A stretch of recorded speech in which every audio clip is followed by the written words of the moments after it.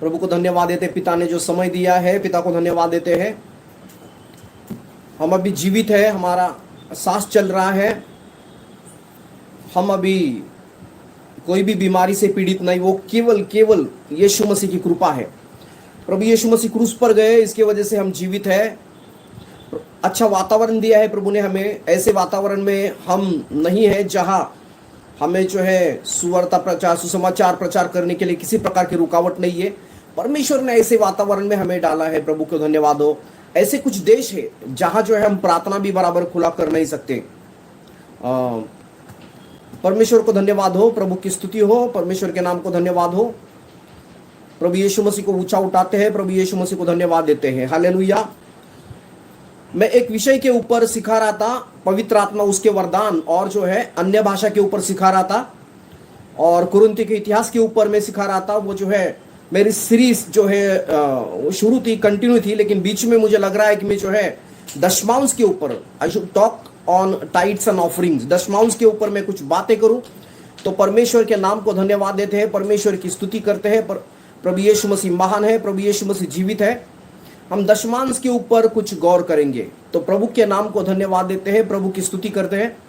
मैं लाइव आता हूँ, मंगलवार से लेकर शुक्रवार तक लाइव आता हूँ, ट्यूसडे से लेकर फ्राइडे तक लाइव आता हूँ शाम 7 बजे, और संडे को जो है 11 बजे लाइव आता हूँ। तो कृपा करके आप जो है जितना हो सके ज्वाइंट होने का प्रयास करें और परमेश्वर की महिमा करें। परमेश्वर के नाम को धन्यवाद देते हैं, प्रभु की स्तुति करते हैं।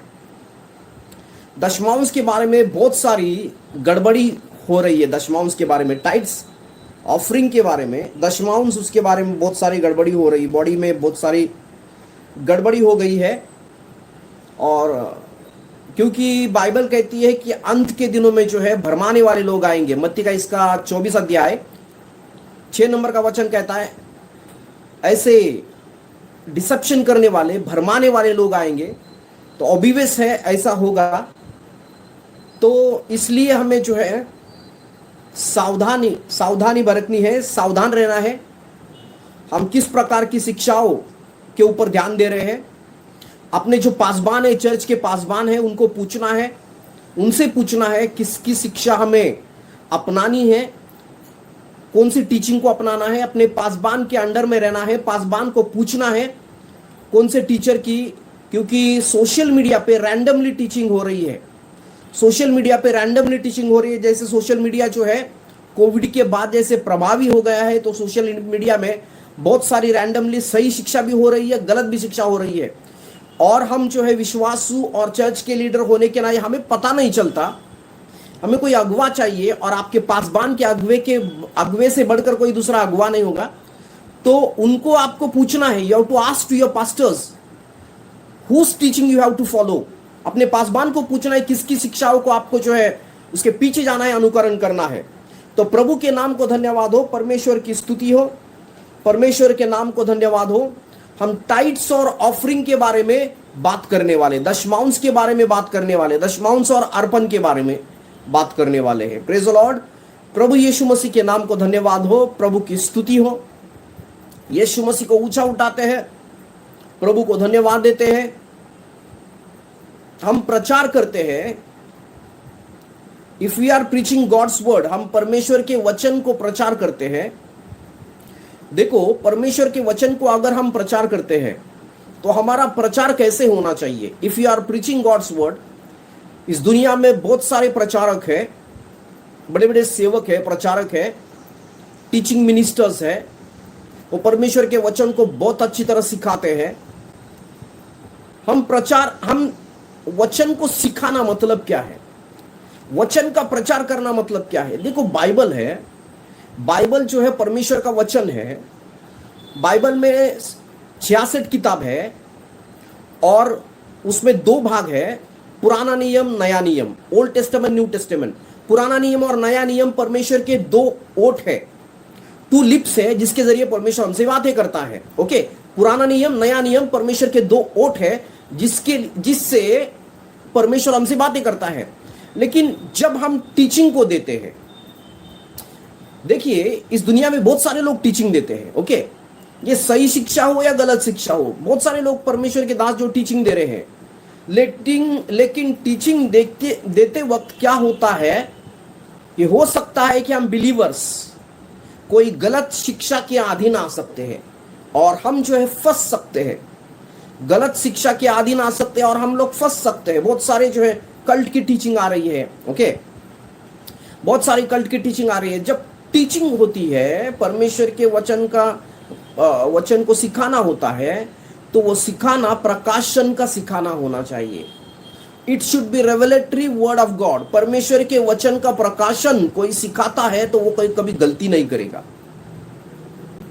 टीचिंग तो कोई भी देता है, टीचिंग परमेश्वर का वचन सिखाकर कोई भी देता है। देखो यीशु मसीह के पास भी शैतान आया, क्या लेकर आया? वचन लेकर आया। हो सकता है कोई शैतान के प्रभाव में आकर जो है आपको वचन सिखाए, वचन लेकर आपको सिखाए, वो शैतान के प्रभाव में सिखाए, ऐसा हो सकता है। It can happen. यीशु मसीह को फंसाने के लिए शैतान वचन लेकर आया।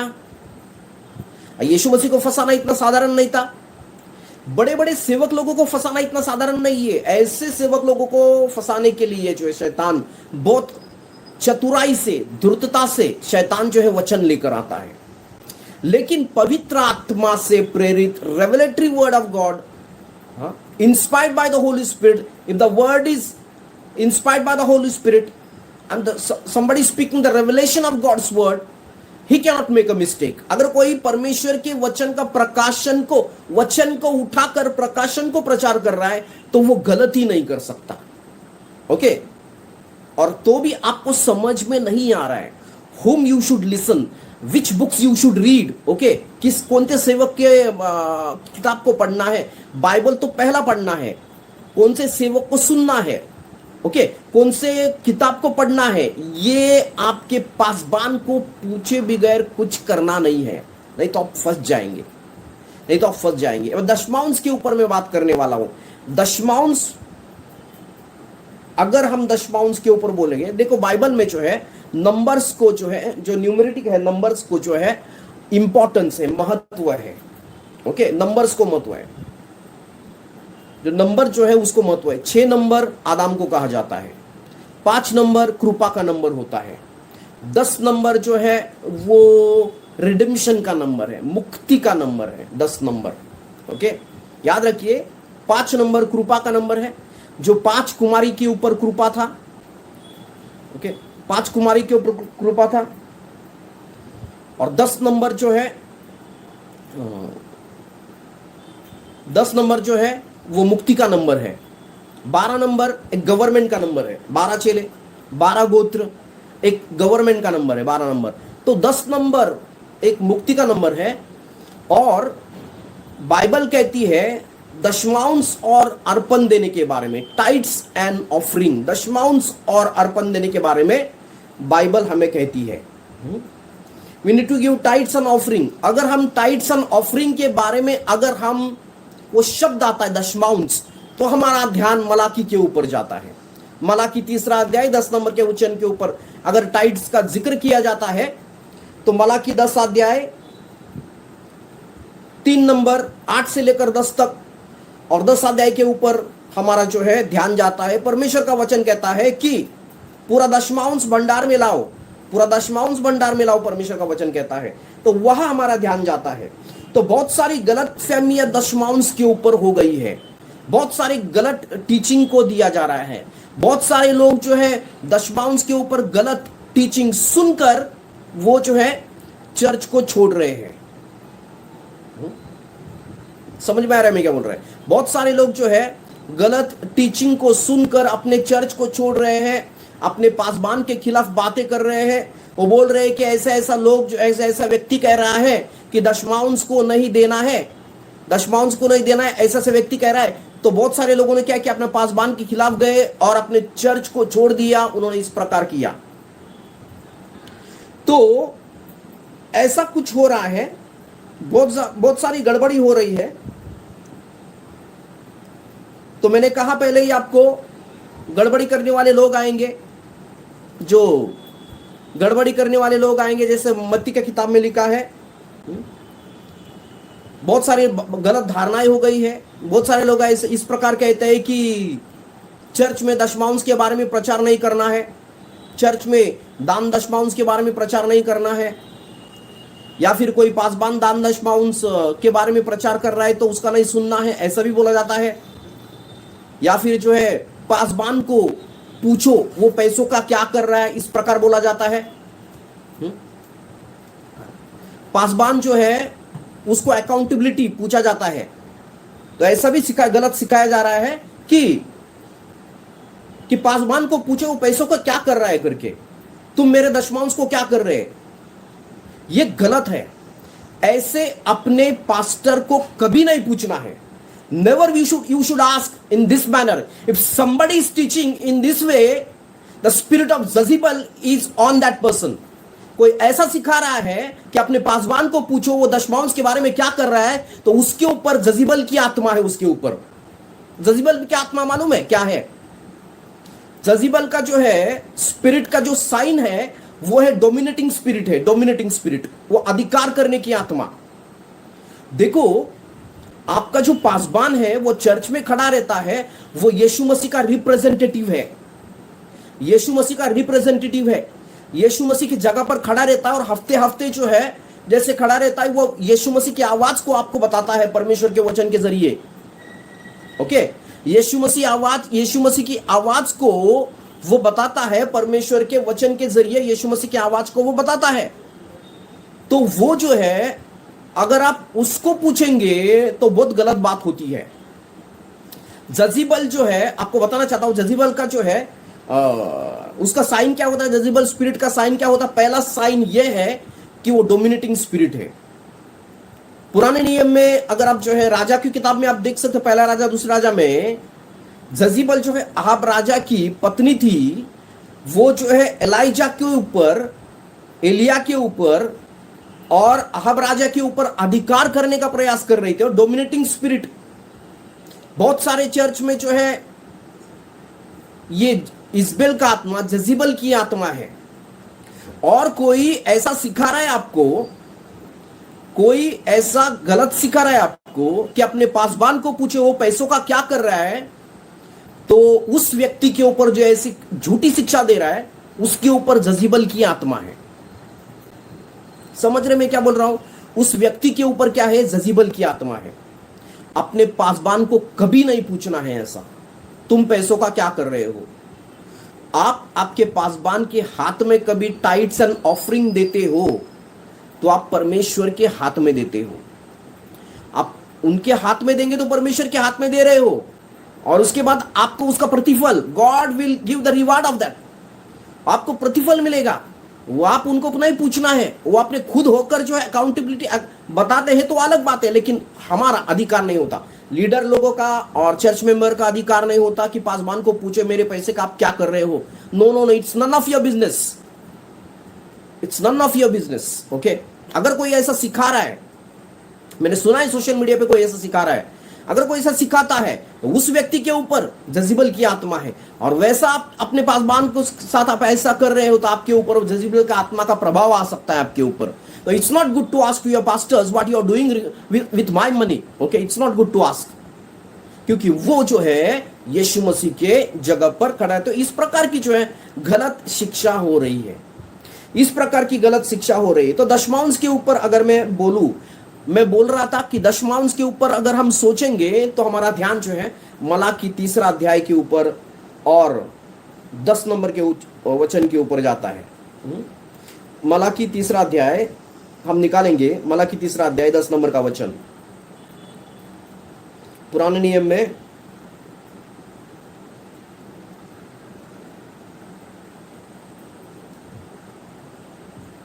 तीसरा अध्याय 8 से लेकर 10 हम पढ़ेंगे।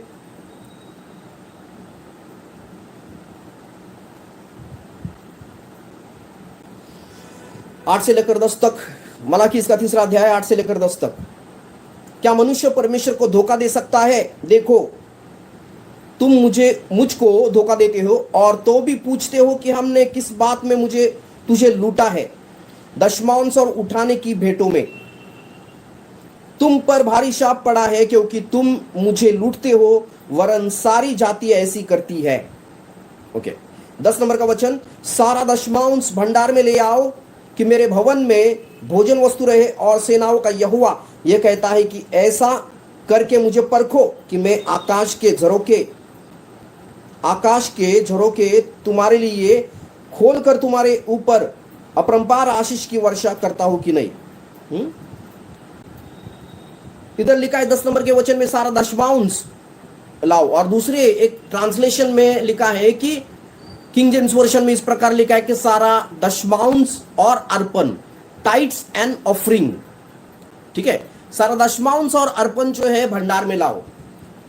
तो यह भी गलत धारणाएं हो रही है कि दशमांश ये जो शब्द है ये पुराने नियम का शब्द है, नया नियम में उसका कुछ लेना देना नहीं है, तो इसलिए दशमांश नहीं दो। ओके, इसलिए दशमांश नहीं दो, ऐसा बोला गया है। यह बहुत गलत है। It's very wrong, it's absolutely wrong thing.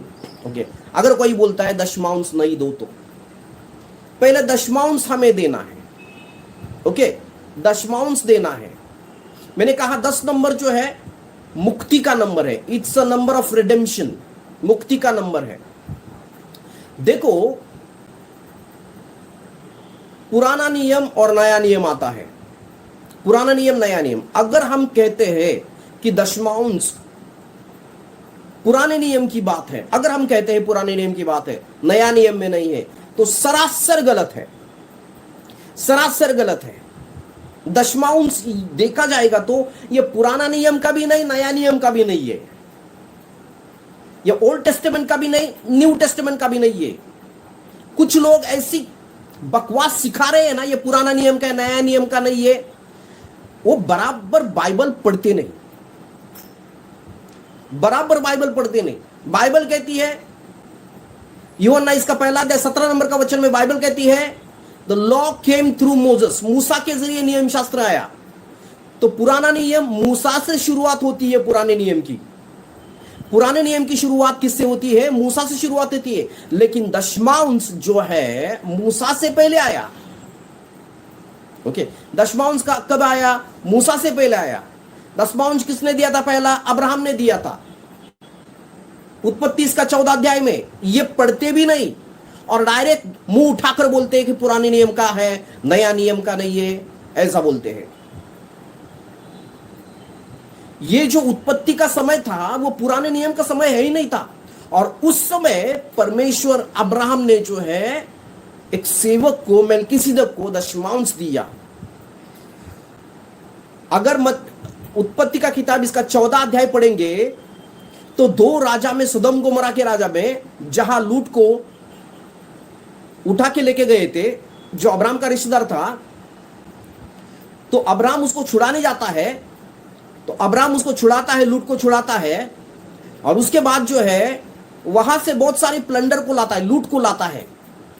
और उसके बाद जो है एक सेवक उसको मिलता है, सालेम का राजा, वो मेल्किसेदेक उसको मिलता है, जो यीशु मसीह को रिप्रेजेंट करता है। तो उसको पूरा दशमांश वो देता है।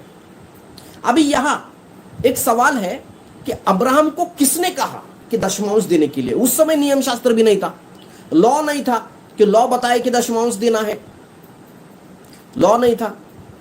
देखो, ध्यान दीजिए, बहुत सारे लोग बोलते हैं कि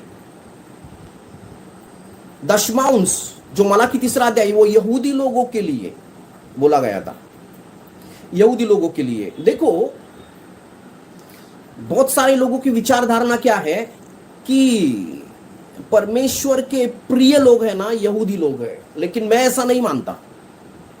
परमेश्वर के प्रिय लोग कौन? यहूदी लोग हैं। लेकिन मुझे नहीं लगता ऐसा यहूदी लोग हैं। परमेश्वर अपने बच्चों में इंटरेस्ट रखता है। देयर आर 2 कोवेनेंट्स, 2 वाचा है, 2 वाचा है। एक वाचा यहूदी लोगों के साथ वाचा है, जो अब्राहमिक कोवेनेंट यहूदी लोगों के साथ वाचा है, और दूसरी वाचा अपने बच्चों के साथ है। 2 वाचा है। ओके, 2 वाचा है। लेकिन परमेश्वर अपने बच्चों के साथ जो वाचा है ना, वो परमेश्वर को ज्यादा इंपॉर्टेंट है, वो परमेश्वर को ज्यादा इंपॉर्टेंट है। उसने जो यहूदी लोगों के साथ वाचा किया वो इतना इंपॉर्टेंट परमेश्वर के लिए नहीं है। क्यों? मैं आपको बताता हूं। देखो, आदाम जो है परमेश्वर का पुत्र था। लूका किताब पहला दूसरा अध्याय पढ़ेंगे थे। Adam was a son of God, वो जो है परमेश्वर का पुत्र था, बेटा था आदम। और उसने जो पाप किया तो वो रिश्ता टूट गया, वो रिश्ता आदम का टूट गया। अब उसके बाद वो बेटा नहीं रहा, तो वापस वो जो है रिलेशनशिप में लाने के लिए परमेश्वर ने एक व्यक्ति को चुना, अब्राहम को, और उसके जरिए, उसके संतति के जरिए यहूदी लोग आए। तो ओरिजिनल इंटेंशन परमेश्वर का क्या था कि यीशु मसीह के जरिए पुत्रों को वापस रिलेशनशिप में लाना, यहूदी लोगों को नहीं, पुत्रों को रिलेशनशिप में लाना। इसलिए यीशु मसीह क्रूस पर मर गए, ताकि आदम की तरह हम उसके संतान वापस बन जाए, बेटे वापस बन जाए। तो ओरिजिनल उद्देश्य परमेश्वर का बेटों को निर्माण करना, वो परमेश्वर का उद्देश्य था। The original intention of God was to bring children to him, okay, bring children into him, into the original relationship, okay। पुराना जो संबंध था आदम का और उसका, वो संबंध में वापस लाने के लिए जो उसने जो है यहूदी लोगों से शुरुआत की, ताकि वो अपने पूरी दुनिया में अपने बच्चे बनाए। प्रेज द लॉर्ड, प्रभु यीशु मसीह के नाम को धन्यवाद हो, प्रभु यीशु मसीह की स्तुति हो। तो मैं यह आपको बोलना चाहता हूं कि दशमांश जो बात है वो पुराने नियम की भी बात नहीं और नए नियम की भी बात नहीं है, ओके। पुराने नियम की भी बात नहीं और नए नियम की भी बात नहीं। दशमांश जो है वो विश्वास की बात है। दशमांश जो विश्वास की बात है, वो 10 संख्या जो है, मैंने कहा वो मुक्ति की संख्या है। जब आप दशमांश देते हैं तो वो मुक्ति की संख्या है। दशमांश से आपको शुरुआत करनी है। दशमांश और अर्पण बाइबल में लिखा है, टाइट्स एंड ऑफरिंग। खाली टाइट्स नहीं लिखा वहां, ऑफरिंग, टाइट्स एंड ऑफरिंग लिखा है, खाली दशमांश नहीं है। 10 नंबर मुक्ति का नंबर है। जैसे मैं आपको टाइपोलॉजी बताता हूं। टाइपोलॉजी बोलते हैं कि बाइबल कॉलेज में इंटरप्रिटेशन का रूल्स सिखाया जाता है, इंटरप्रिटेशन का रूल्स बोला जाता है। इसमें टाइपोलॉजी एक इंटरप्रिटेशन का रूल्स है, ओके। मतलब मैं आपको बताता हूं कैसे मुक्ति का नंबर कैसा है। इजराइल लोग जो है 400 साल जो है फिरौन की गुलामी में थे, 400 साल। और इजराइल लोगों ने दशमांश दिया। 400 साल फिरौन की गुलामी में थे और उन्होंने दशमांश दिया। 40 साल वो जंगल में कनान भूमि जाने के लिए 40 साल लगा। मतलब 400 साल का दशमांश उन्होंने 40 साल में दिया। यीशु मसीह 33 साल, 33.5 साल जो दुनिया में थे यीशु मसीह, 30 साल उन्होंने सेवकाई नहीं की, लेकिन 30 साल का दशमांश उन्होंने, 3.5 साल उन्होंने सेवकाई की। यीशु मसीह ने ये दशमांश दिया, ठीक है। तो दशमांश देना बहुत जरूरी है। टाइट से हमको शुरुआत करनी है। अब्राहम को तो लॉ भी नहीं था। अब्राहम जो है उसको किसी ने बताया नहीं था। वो इनर इंट्यूशन परमेश्वर ने अंदर दिया कि सालेम का राजा उसके सामने आया, तो उसको इनर इंट्यूशन से परमेश्वर ने बात की कि अब्राहम को जो है वो जो है सालेम का राजा था, उसको जो है वो दशमांश को दे उसको, ओके। देखो, अब्राहम ने दशमांश से शुरुआत की, लेकिन अंत में उसने 100% दिया। वो जो है दशमांश से उसने शुरुआत की, लेकिन अंत में उसने मुरैया पर्वत पर अपने पुत्र को दे दिया। मतलब 100%। 100% मतलब कैसा बोल सकते हैं, जैसे उसने जो है परमेश्वर ने कहा कि अपने पुत्र को दे मुझे, जो उसका एक पुत्र उसको जन्म हुआ था इसहाक, और परमेश्वर ने उसको मांगा, इसहाक को मांगा अर्पण के लिए। और अब्राहम अंत में जो है अपने बेटे को काटने पर था, मतलब काटता ही था। अगर स्वर्गदूत नहीं आता तो अब्राहम काटता। अब्राहम काटता मतलब क्या है, उसको जो है पूरी रीति से जो है अपने पुत्र को उसने दे दिया। मतलब सैक्रिफाइस में अब्राहम 100% उसने दे दिया। तो इसका मतलब क्या होता है कि हम तो दशमांश से हमको शुरुआत करनी है। We have to start with tithes and offering. Tithes we have to start, okay.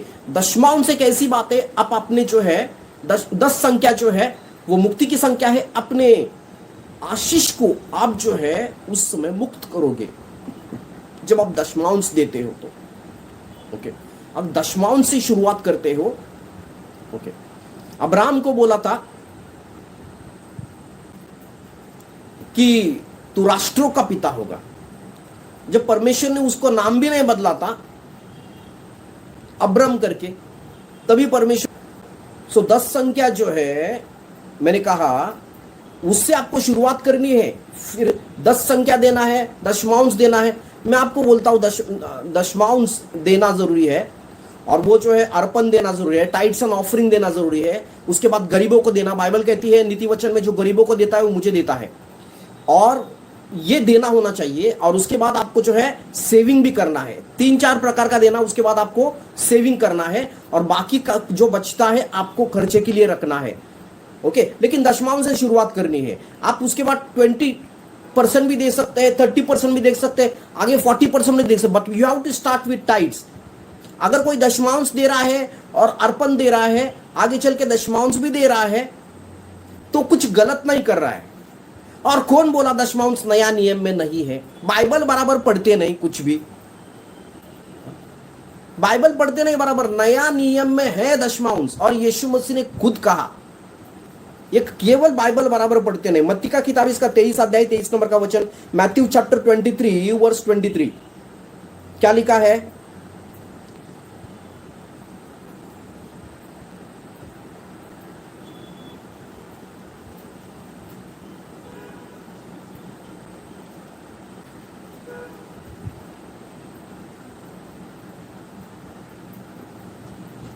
लिखा है 23 नंबर का वचन, हे कपटी शास्त्री और फरीसियों, तुम पर हाय, तुम पुदीने और सौंफ और जीरे का दशमांश अंश देते हो, परंतु तुमने व्यवस्था की गंभीर बातों की अर्थात न्याय और दया और विश्वास को छोड़ दिया है।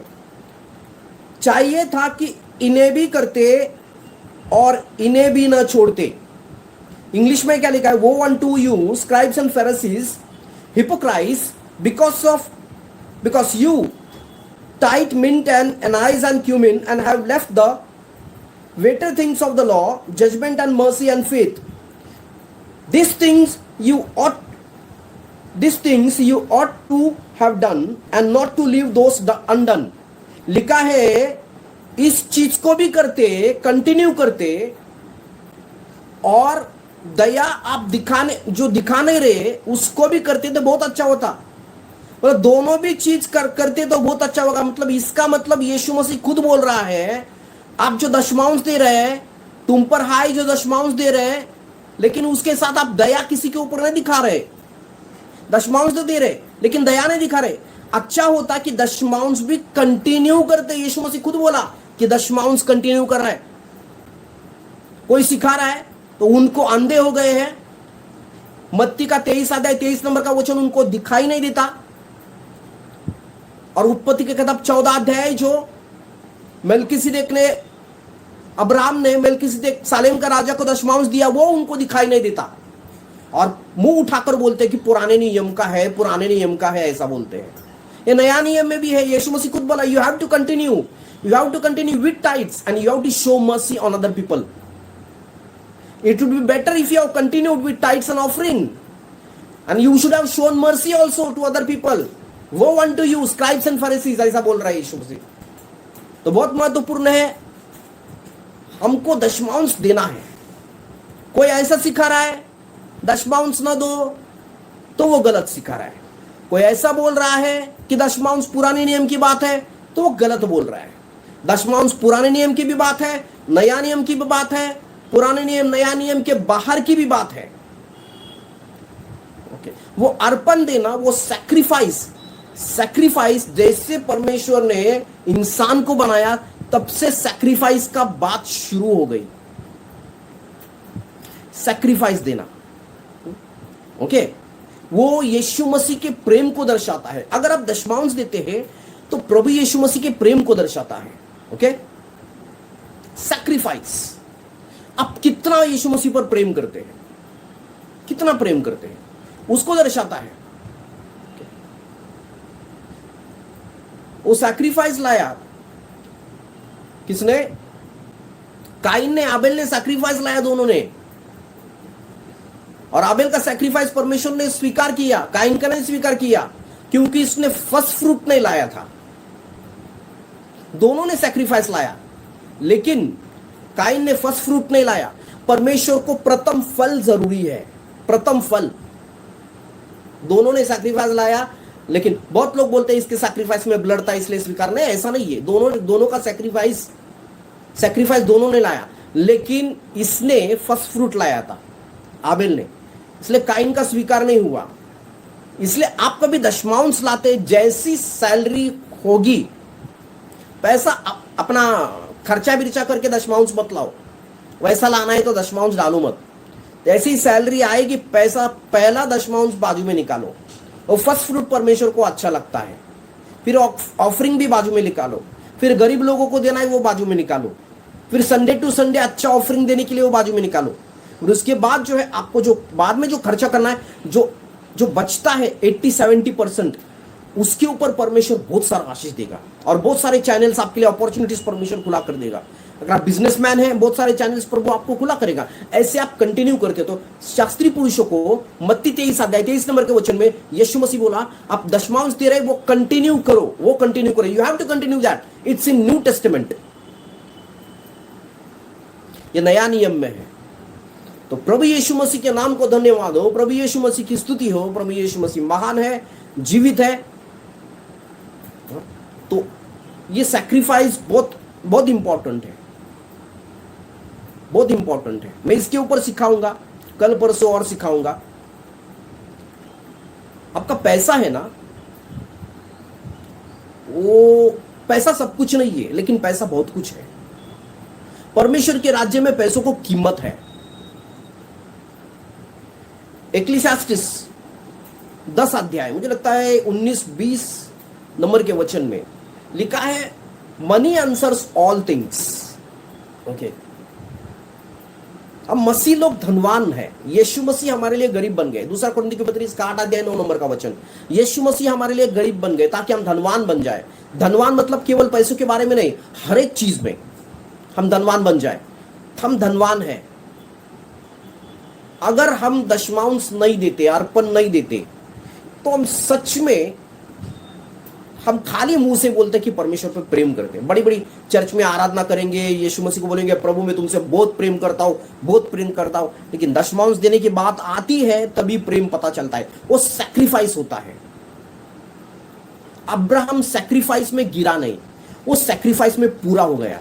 दशमांश से उसने सैक्रिफाइस शुरू किया, अंत में 100% दिया। उसके बेटे को मार डाला, उसने मार डाला बेटे को। मतलब अगर स्वर्गदूत नहीं आता तो मारता, उसको विश्वास था, क्योंकि परमेश्वर के वचन के ऊपर उसको विश्वास था, क्योंकि परमेश्वर उसको बोला था। 19 अध्याय पढ़ेंगे, परमेश्वर उसको बोला था, परमेश्वर बोलता इसहाक में मैं तुझे ब्लेस करूंगा, इसहाक में।